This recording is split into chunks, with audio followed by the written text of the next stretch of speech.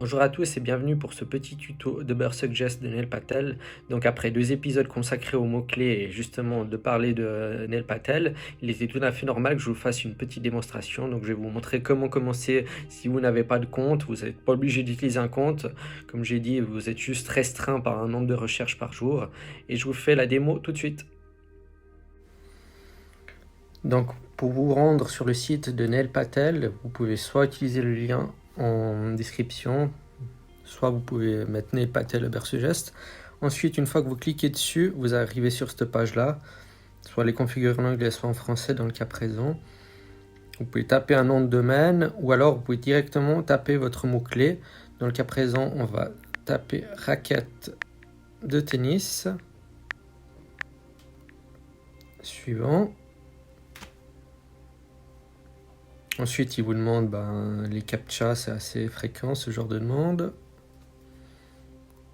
Hop. Et là, comme vous voyez, vous pouvez utiliser une version publique Ubersuggest avec une recherche gratuite offerte. Inscrivez-vous. Donc, vous pouvez soit faire une seule recherche, soit créer votre compte. Donc là, on voit qu'il vous montre que le volume de recherche est de 18 100. Difficulté CEO 43. Difficulté payante 100. Coût par clic 0,23 centimes d'euros. Donc ça, c'est les informations que vous obtenez. Après, par exemple, voilà, il y a les mots-clés que je vous ai présentés dans la vidéo précédente. Donc, à savoir qu'entre le moment où j'ai fait la vidéo et le moment où je tourne aujourd'hui, il y a eu 1 mois de différence. Donc, on voit que c'est assez stable, les recherches mensuelles. Donc, pour créer un compte, c'est facile. Vous faites soit continuer avec Google si vous avez une adresse Google, ou alors avec un autre compte. Par exemple, là, ça c'est le compte que j'utilise. Donc là, vous êtes connecté, mais vous n'avez encore rien payé. Je précise, là, pour l'instant, c'est du 100% gratuit. Donc, comme j'ai dit, vous avez là, vous avez 3 recherches. C'est bien spécifié. Et ensuite, là, vous pouvez mettre votre mot-clé. Vous voyez, il a retenu le mot-clé qu'on a mis avant. On peut le retaper. Hop.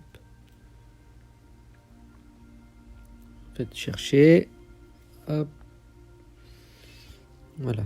Donc, le volume, c'est toujours le nombre de recherches qui est effectué mensuellement. Après, la difficulté CEO, c'est la facilité à se positionner dans la barre de recherche en fonction de la niche que vous choisissez. Donc, c'est assez clair pour les montants. Donc, de 0 à 35, c'est facile. De 70 à 100, c'est difficile. Ensuite, le CPC, c'est le coût par clic. Donc, ça aussi, c'est intéressant de savoir si c'est une niche rentable ou non. Après, le filtre du mot, là, vous pouvez inclure des recherches personnalisées. Après, moi, ce que je vais vous montrer aussi, c'est vis-à-vis de vos concurrents, c'est les autres sites. Bon, on va prendre par exemple le tout premier. Raquette de tennis qui fait 18 000, donc 100 recherches par mois. Si vous tapez dessus, voilà, vous voyez qu'il a une difficulté de 43, donc c'est moyen, c'est dans la moyenne. C'est une niche encore assez possible. Par contre, 0,23 centimes, c'est pas la niche la plus rentable non plus.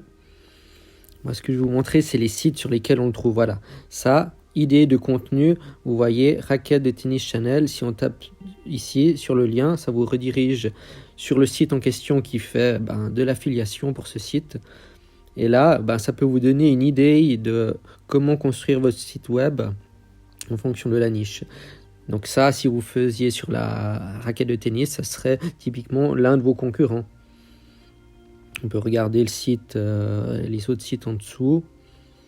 Donc vous avez tous les détails. Par exemple, là, vous voyez que sur Facebook, il y a 4 partages sur Facebook. Là, il y en a 27. Là, il y en a 14. Pinterest 0. On va prendre celui-là, par exemple. Apprendre à choisir une raquette de tennis. Vous voyez, il a carrément fait une vidéo ou alors il a été chercher une vidéo. Le problème, c'est quand on prend du contenu ailleurs, c'est là que rentrent un peu en jeu les droits de copyright et tout ça. Donc, le plus simple pour moi, je vous recommande, c'est de faire comme le premier site. C'est de partager, tout accepter, de partager juste des images ou de rédiger un article et d'éviter de prendre des vidéos si c'est pas les vôtres. Donc voilà, je vous ai fait une vidéo un peu tuto. Comme je l'ai dit, je ne suis pas formateur. Moi, je vous partage juste mon expérience. Je vous montre comment faire. Après, c'est à vous de faire vos recherches. Et puis, comme j'ai déjà eu aussi des commentaires qu'on me voit lire sur le prompteur, enfin sur l'écran de l'ordinateur, bah, cette vidéo, je l'ai fait un peu en improvisation. Du coup, j'ai fait exprès de ne pas mettre non plus le fond que je mets d'habitude. Comme ça, vous voyez que c'est un décor tout à fait un peu, pas ridicule, mais standard, quoi. Et puis si tu as aimé la vidéo, n'hésite pas à la partager, à liker et à commenter si tu as des questions, je répondrai naturellement. Et tu trouveras tout, comme toujours le lien de la formation Ava Profit dans l'espace commentaire.